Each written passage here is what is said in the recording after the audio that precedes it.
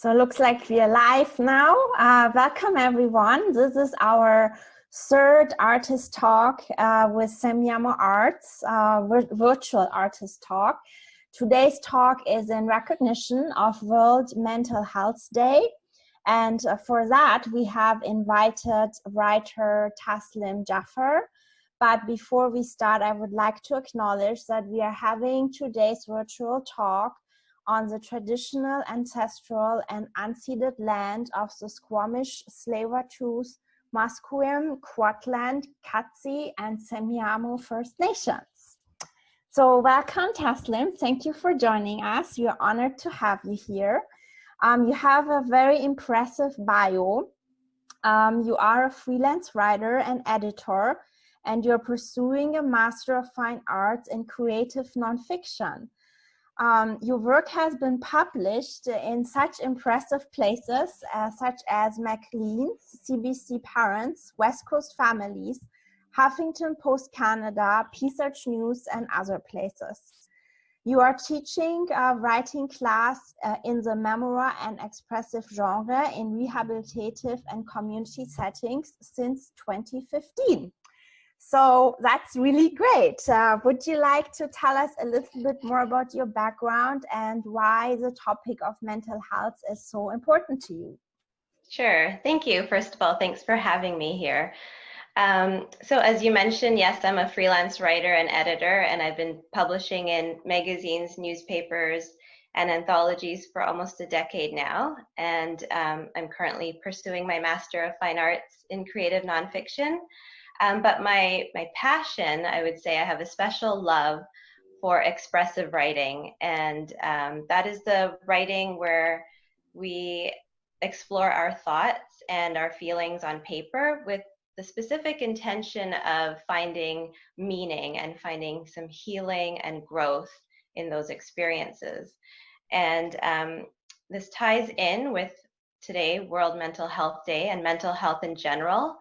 Mental health is really important to me because I think it is a very important part of our health equation. It's an important part of ourselves that is often overlooked. So a day like today that brings awareness to our mental health is necessary, and I'm happy to be part of this conversation. You know, normally when we talk about health, like if I was to ask somebody, what's a healthy person? Tell me what a healthy person is. Someone might say, someone who's physically fit, who can run for miles, who eats a certain amount of fruits and vegetables every day, you know, that kind of thing. But that is just one part of who we are. We're not just physical bodies. We are also stories, and we are traumas, and we are triumphs, and we're experiences. And we have feelings about these experiences, and how we deal with them, how we work through them, how we find meaning in those experiences affects our overall health.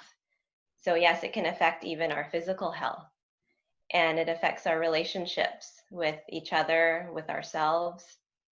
And so I teach expressive writing because I think mental health is a crucial part of who we are and how we get through this world. Mm-hmm. Yes, and so I actually did some research about what Mental Health Day, you know, where it came from. And it was originally initiated by the World Federation for Mental Health in 1992.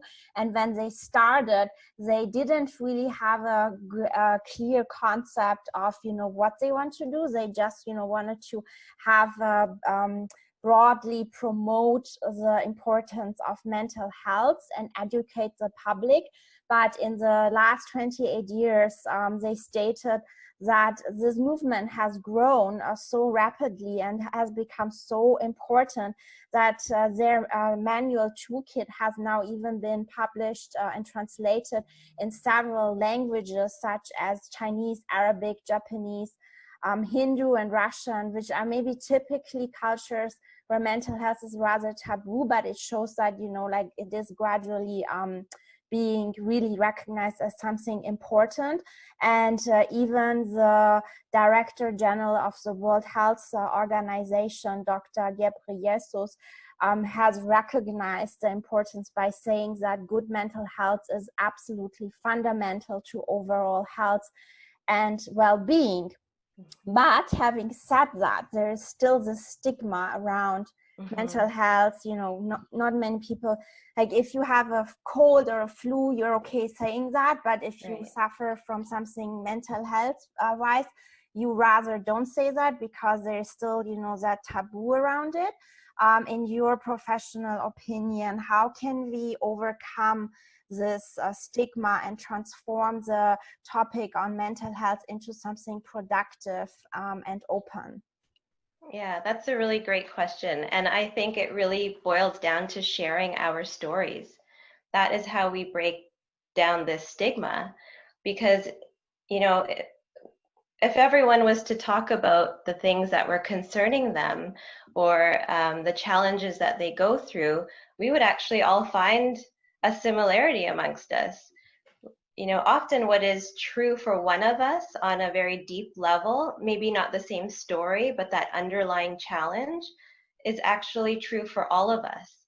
We can relate to each other when we share our stories. There is such power in that. And I think along with the awareness of mental health and the importance of mental health, we're also seeing a rise in the importance of storytelling and sharing our life stories, which is why memoir is such a blooming genre right now. You know, people sharing their stories, because that's exactly what it is. It's like, this is something I've gone through. I'm being vulnerable and willing to share it. People are receiving it because they are also then being seen. Because when we see ourselves in someone else's story, we feel validated. We feel like, okay, we're not the only one going through this. And yeah, so I'm seeing a rise in, yes, the awareness of mental health importance, but as a writer, I notice that storytelling is also, and I don't think it's I don't think it's just a coincidence that these two are rising at the same time. Yes, and you mentioned the, you know, the similarities that we share, and that makes it easier for us to come out and you know, talk openly about it. And I guess there is currently we are all in a global pandemic, and there is a collective grief that we all share. Grief of, you know, losing a loved one, losing a job, losing just the sense of security that we all used to, you know, have. And ironically, the COVID virus has hit the countries that are developed, that are wealthy nations, the hardest, or initially it did, which totally, you know, caught us off guard. And the statistics are actually very, very depressing. So the recent poll by Mental Health Commission of Canada found that half of the nation reported worsening mental health since the pandemic started. And then 44% stated that they feel worried or anxious. 1 in 10 Canadians who have been asked said that their mental health had worsened a lot as a result of COVID. And 25% of people asked have reported that they have an increased alcohol and substance abuse habit now. So with that in mind, with those, you know, grim statistics, what would you say, how can we take our own happiness into our own hand and turn this tragedy into something that we can all learn from? Yeah, it is hard to hear those statistics and to personally know people who are going through these challenges. But I think let's think about what are the things that we were innately turning to way back when this kind of all started, you know, when we started realizing, okay, this is a real thing, like COVID-19 is here, and it's not happening somewhere far away, it's happening in our cities and in our neighborhoods. we started turning to art. You know, we turned to stories, we turned to music. They were offering all kinds of free programming online, the opera and symphonies, because this is where we get our connection from, is art. And this is where we can find also some healing in our stories. And I think this is where we need to start, to get back to that place of feeling happy, or of feeling, at least finding the strength to meet these challenges. So art isn't necessarily about covering things up and making them go away. It's actually about looking at what's in front of you and finding strength, and then meeting these challenges from that place of strength. And so part of the art is writing, Right. and you are specialized in that. And you mentioned the memoirs, writing memoirs, and that it connects people, and it gives them, you know, a sense of being together and solidarity. Can you like talk a little bit about that? What exactly is memoir writing? So memoir is basically sharing stories from your life. So it's not really the same as an autobiography, which, you know, often there are autobiographies written by famous people, and it talks about their life from A to Z kind of thing. But a memoir can be written, it's written by anybody who just has some life-gained wisdom that they would like to share, or some stories on some universal themes like love and loss, and you know, grief and joy. You know, it can be happy things too, and we share our stories that expose these underlying themes. And it's just something we're drawn to, because we've been telling stories since the beginning of time. But when we tell stories, or personal stories like this, it's one thing for the writer, because the writer gets a release, and the writer makes meaning from what has happened to them in their lives. But the receiver, the listener, the reader also benefits. And that's memoir writing. And I just want to talk a bit about expressive writing, because it's a little bit different. So expressive writing is actually, it's a lot more personal. It's not necessarily writing for other people to know your stories. It's an exploration of what has happened to you, where you are now, what have you gained, what can you extract from what has happened to you, and where would you like to go. And so this is it's a type of writing that can be kind of like what you might write in a journal. But if you, for example, take a class in expressive writing, then the instructor, like myself, I provide writing prompts. So to help you get those ideas down on paper. And it's a very non-judgmental way of writing. Whereas when you write a memoir, you're putting your work out publicly, but expressive writing, not necessarily, because that work is for your own exploration. And you are actually, as a matter of fact, going to offer with Semiahmoo Arts a 4-week course starting November 3rd. It's titled Writing for Healing. So what can the participants expect? It's an expressive writing class, and you just explained it nicely what it means. Yeah. What can the participant expect from this 4 weeks? So a Writing for Healing class is a very safe space.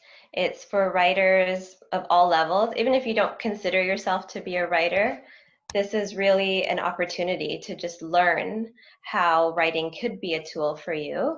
And it's a place where we're going to think about things like grounding ourselves in where we are now. We're going to look at gratitude for what has happened and what's happening now, and we're going to look at growth. So where will we go from there?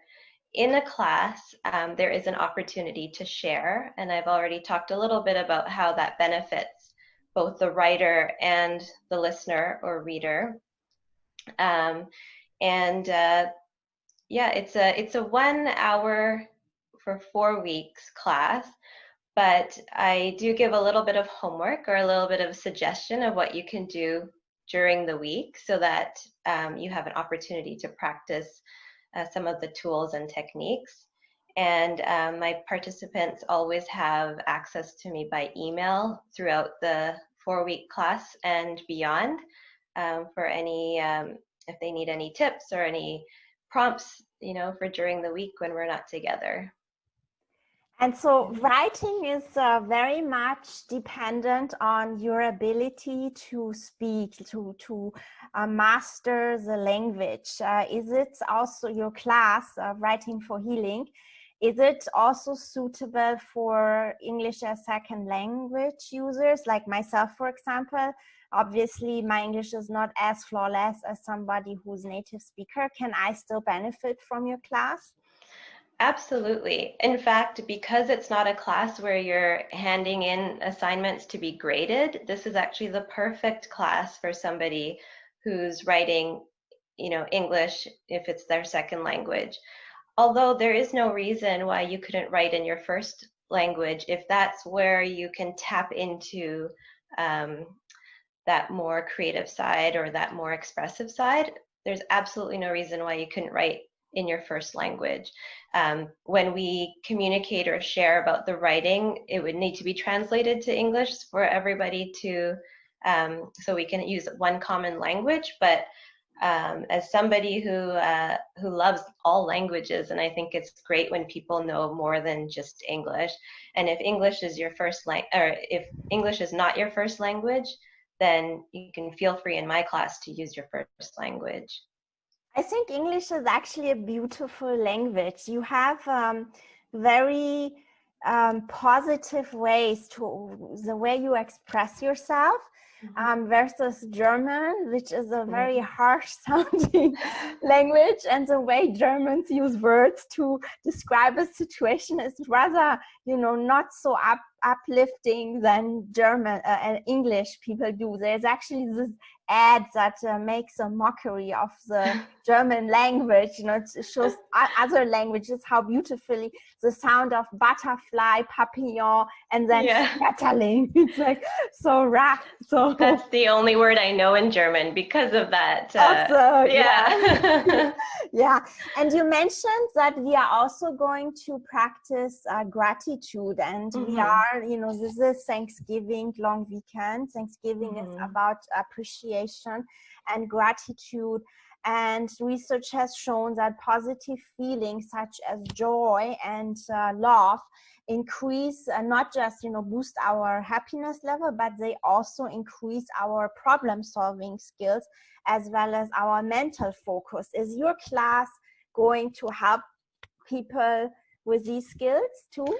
Yeah, because I think if you look at why gratitude works that way, like what's the underlying reason that a grateful attitude helps us and improves our outlook, is because it changes our outlook, right? So if we're looking at something with a negative lens like all the time, then our outlook on everything around it and even things not related to it is going to be negative. But when we are forced to kind of look at it with an attitude of gratitude, it changes our perspective. So really, I'm not teaching people like to be grateful. I'm just trying to show people if you look at something differently. There's a famous quote by Wayne Dyer, who was a spiritual teacher and author. And he said that if you change the way you look at things, the things you look at change. If you change the way you look at things, the things you look at change. And to me, that is so powerful because, that can be applied anywhere. But writing is a special tool that can allow you to do that, because you put something down on paper and it's in one form, and then it allows you to look at it from a different angle. Like, what if I looked at it this way? If it's right in front of you, you're able to change it and play with it. And so that's what we kind of work on. So I'm not going to be hammering people and saying you should be grateful for what you have. I think that's a whole, there's issues with that too. I think that we should be allowed to feel what we feel, but hey, let's look at it from a different perspective. Because there's also been studies, I don't want to focus on that we only have to write positive things to be positive people, Okay. because there have been studies that have come out of the United States, one by Dr. James Pennebaker, and there have been other conceptually similar experiments also that have come out and found that if you write about your traumas and you write about the negative things that have happened to you and negative emotions regularly, you can actually improve your immune function and Oh. alleviate some of your physical symptoms of illnesses like rheumatoid arthritis and respiratory illnesses. So, so there is a benefit to actually looking at things, at your trauma, and naming them for what they are and not trying to cover up. I think that it's important to then do something with it, and maybe you need to do that with a professional, or maybe you can do that through the writing process. But that's the great thing too, you know, about taking this class, the Writing for Healing classes, because you will have at the end of each class written material that you can then share.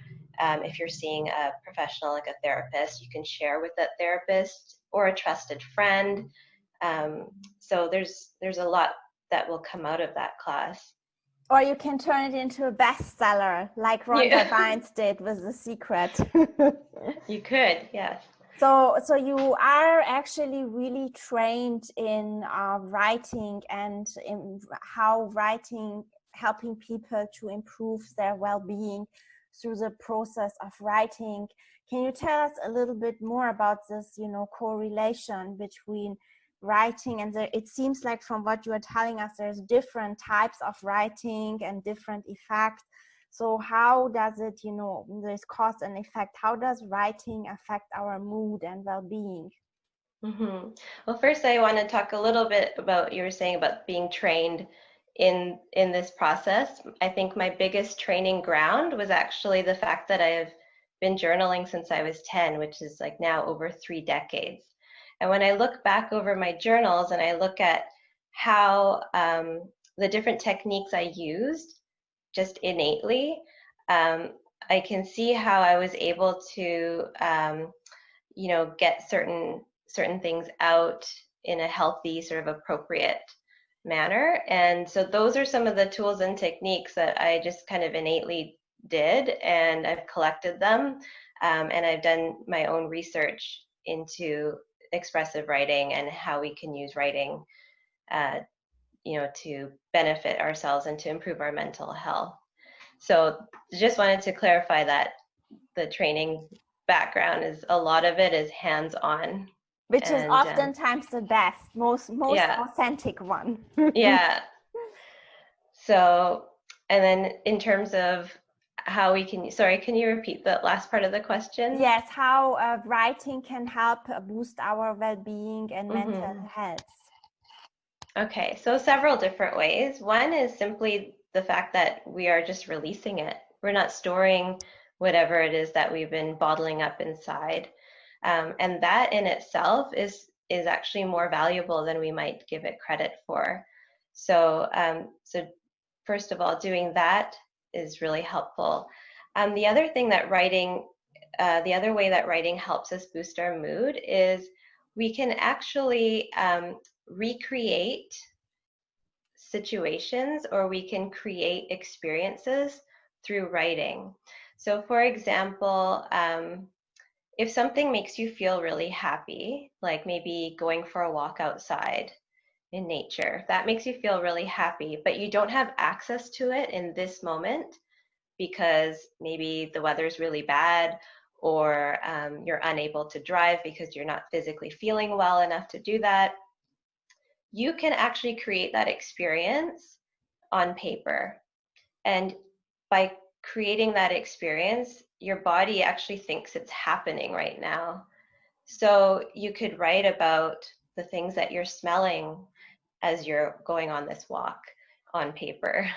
You can write about the things that you're seeing, the things that you're hearing, and you can boost your mood this way. It's actually a really effective way to boost your mood when you don't have access to what you might otherwise need. So it sounds a bit like a visualization technique in a writing form. Right. So especially for people who are who innately just turn to writing, or who find that when they read other people's writing, they can imagine it in their head. Mm-hmm. Especially for those kind of people, this exercise is very effective. Mm-hmm. And you are actually, for a living, you are helping people, right? Through the act of writing to get Right. better mentally. So have you seen results in your students?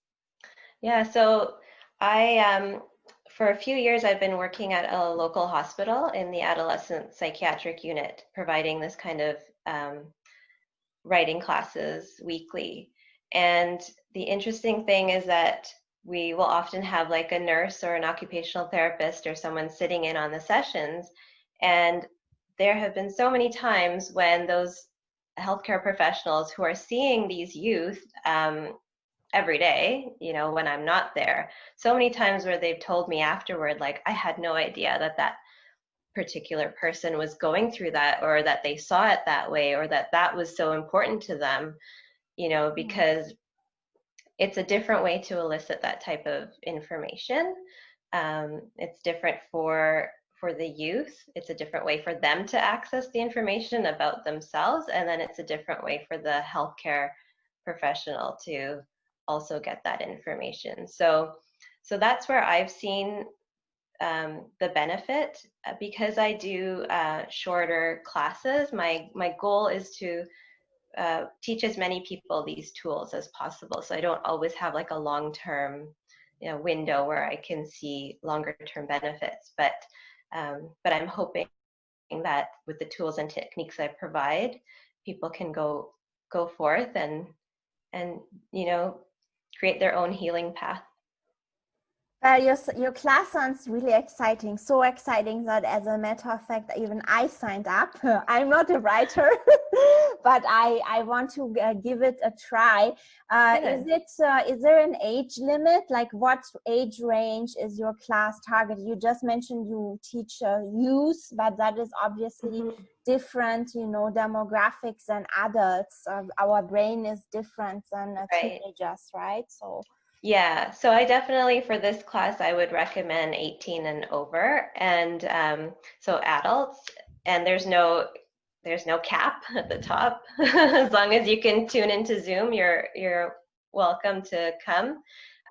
It would be nice to offer a separate one for youth as well, but the classes would definitely be shaped differently. So having that the two separate spaces would be important. And have you ever had a student who turned out to be a best-selling author eventually? Um, no, I haven't. Well, especially not with expressive writing, because most people in these classes are not actually wanting to be published, Mm-hmm. and so it's a very different type of writing than if I was teaching like a creative writing class or something, Mm-hmm. Mm-hmm. and helping someone with a manuscript, things like that. Right, but Yeah. maybe they have discovered their love for writing. I'm Hmm. just thinking, many people, like you mentioned with your the psychiatrists and nurses, that they didn't know who this is the effect and that's the outcome. And I just think many people might just not realize the benefits and the effect, because it does sound a bit of an effort, to sit down and write. Like, Hmm. when I sit down, I have to write a complex email. It's like, ugh, and then I start vacuum cleaning and cleaning the house and doing Yeah. anything but writing. So how would you give people advice how to start with the first paragraph? Well, I think first of all, the signing up for a class is actually, a lot of people sign up because they just want to establish that practice, right? A class holds you accountable, and part of what we talk about is actually how do we establish a practice outside of this 1 hour that we're together every week.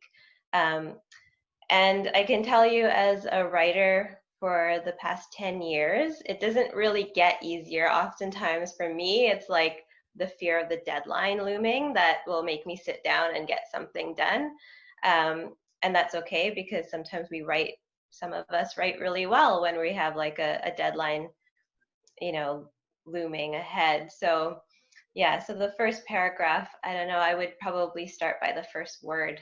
Really, I would start with one sentence and go from there. We have to take it, word by word, sentence by sentence, and there are some techniques that we will do in the class that kind of forces you to write without consciously thinking. That's where we get stuck, is that we want to write perfectly, and the beauty, Exactly. yeah, and that never comes out right. Whatever you read in a book or a magazine is never ever the first draft.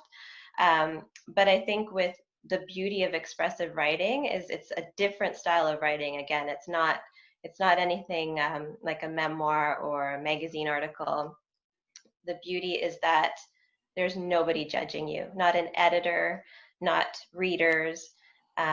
It's just you and the page. And a lot of us have to unlearn how to write that way, right? We have to unlearn how to write with this editor, like looking over our shoulder, because since the time we're in school, we're writing for somebody else, like a teacher or whatever. So we have to unlearn that, and we have to write like nobody's reading. That's beautifully said. So the expressive writing is writing like nobody's reading, but then the memoir is actually meant for people to read. Is there a transition? Did you ever observe that your student starts with expressive writing because they're shy or they are, new to that, and then they transition into memoir writing and share their writing confidently with others?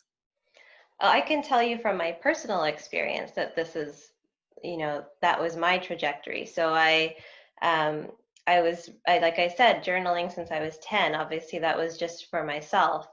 And now I'm writing my life stories that, hopefully a lot of people are going to read. So one thing that many creative people or professional artists will do in many genres, not just writing, is they keep a journal, or they keep some place where they can dump their thoughts in a non-judgmental, private manner. Yeah. And then they pick and choose, like, okay, well, I can talk about this publicly quite comfortably, and this is what I'm going to focus on. Because sometimes we just need to write without judgment for everything to come out.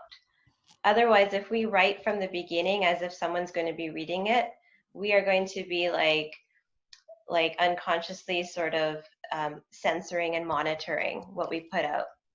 But it's really important for lots of reasons that we are able to write without that kind of concern hanging over our heads. So yeah, you can definitely make a transition from expressive writing to memoir writing, or you can keep them completely separate. Not everyone who is writing for healing is interested in writing for anybody else.